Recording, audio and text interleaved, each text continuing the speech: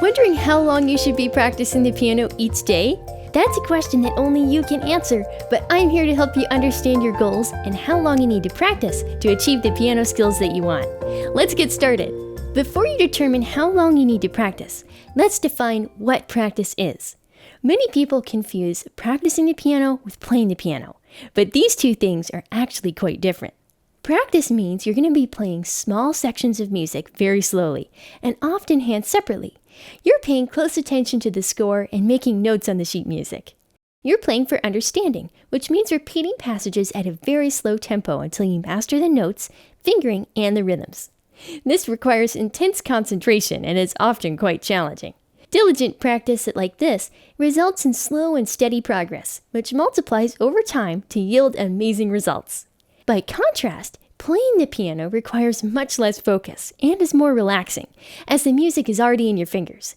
You've worked out all the rough spots and you can play through the whole thing smoothly and confidently. It's much easier than practicing as you don't have to think so hard. You can be more expressive and creative, shaping the melody to sound as beautiful and artistic as possible. You don't have to drill the piece as you've already mastered it. It's important to understand the differences between these two techniques, as you'll want to spend the most of your time doing piano practice and not playing. Make sure to reward yourself after a good practice session by reviewing old pieces just to have fun. This will help you stay motivated to keep practicing the new music that you're learning. Although practicing isn't quite as impressive as playing, there are quite a few important reasons why you need to focus on practicing and not on playing.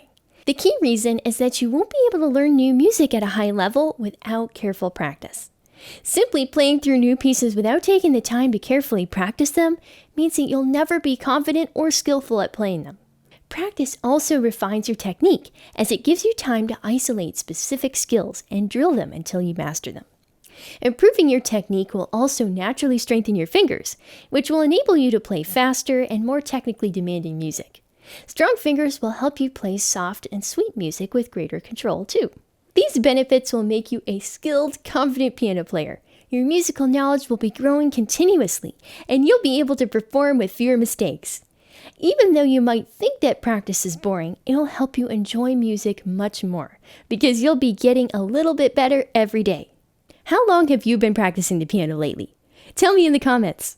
Now that you know what practice is and why it's so important, you need to determine what your specific goals are when you sit down at the piano. This will affect how long you need to practice each day, so it's crucial that you plan out some goals and establish your priorities. What's the reason that you want to learn piano? If it's just for personal enjoyment, you probably won't need to practice as long.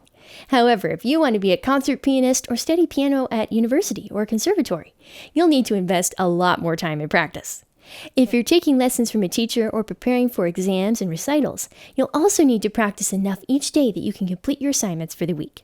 Here's an important side note. Make sure that you don't feel pressured into practicing for multiple hours every day, simply because other pianists are bragging about how long they play.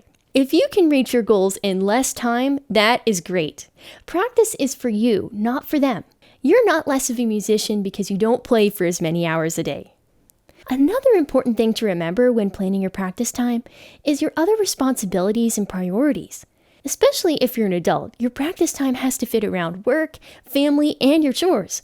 If you have a lot of other hobbies, you'll need to strike a balance between piano and those other interests. Decide how important your piano goals are compared to your responsibilities and see how much time you can spare on a consistent basis. Whether you choose a short practice session or a long practice session, don't miss this great video that's packed with tips on how to make every second of your practice count. When you choose how long to practice, you want to make sure that the time is short enough that you can stay focused, but long enough for you to make some progress in your pieces. Understanding what composes a good practice session will help you plan the best time of day and the right length of the session so you can be the most effective. The most important aspect of quality practice is focusing on your goals rather than on how much time you invested.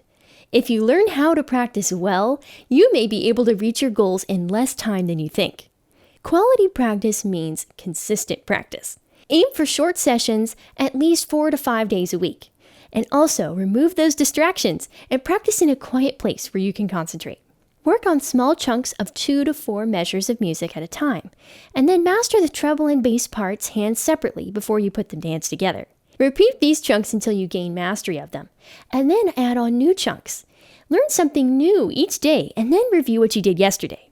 Track your progress with weekly charts to see if you've met your goals, and be sure to take some breaks and some days off. Your brain will continue processing the new information as you sleep, so when you come back to it tomorrow or in a day or so, you'll be surprised with how your playing can actually improve. Another consideration you need to make when establishing a practice routine is how much work your piano teacher assigns you for the week. A good teacher will tell you what you need to practice and how to practice it, so your time during the week is well spent. The instant feedback and constructive criticism from a teacher shows you where you need to devote your time and attention during your practice sessions. Their encouragement will also help you be motivated to practice even when you don't feel like it. If you apply the wisdom shared by your teacher, your lessons and practice time will be very effective. Before you commit to a certain amount of practice time each day, examine your motives for practice. Make sure you're practicing because you want to, not because you feel left behind or intimidated by others. This also means don't practice for so long that you're just putting in the time without the effort. Practice will only be effective and enjoyable if you have a healthy, positive attitude towards it. Now that you know everything to consider when planning your practice routine, let me help you figure out exactly how long you should be playing. First, examine your goals. How long do you need to practice to accomplish them? And then, take a look at your schedule and other responsibilities to see when you have time available to practice. Maybe you need to get up earlier and play before school or work. Or perhaps you need to split up your practice time into multiple short sessions throughout the day. Especially if you're a parent assigning practice time for a child or grandchild, take their attention span into account. Younger kids might only be able to sit still for 10 minutes at first. And then think about your skill level. Are you a beginner or an intermediate? If so, you won't have to practice as long as someone who's advanced. Now, determine how fast you want to progress. More practice time can lead to faster progress, but only if it's effective practice. More time does not necessarily equal greater results. Once you've established your desires in these areas, here's some general guidelines you can use as a starting point for your practice routine. Brand new beginners or young children do best with very short sessions, like 10 to 15 minutes at a time. However, later beginners to early intermediate players will be able to accomplish more in a 30-minute session. Intermediate players should aim for about 45 minutes to an hour a day. 1 hour a day is really an optimal amount of practice for most pianists, as it's long enough to get things accomplished without hogging too much time. If you're a late intermediate to advanced player, 1.5 to 2 hours a day is ideal. Conservatory-level pianists usually practice for 3 to 4 hours a day, which really should be about the upper limit of daily practice, as more practice beyond this point is usually less effective. Personally, I aim for 1.5 to 2 hours of practice a day, 5 days a week, which works well for me even with my busy schedule. It's my hope that these guidelines have helped you understand how to structure your practice routine so it's the right length for you. That way, you'll be able to make a lot of progress and meet your goals without spending extra hours at the piano.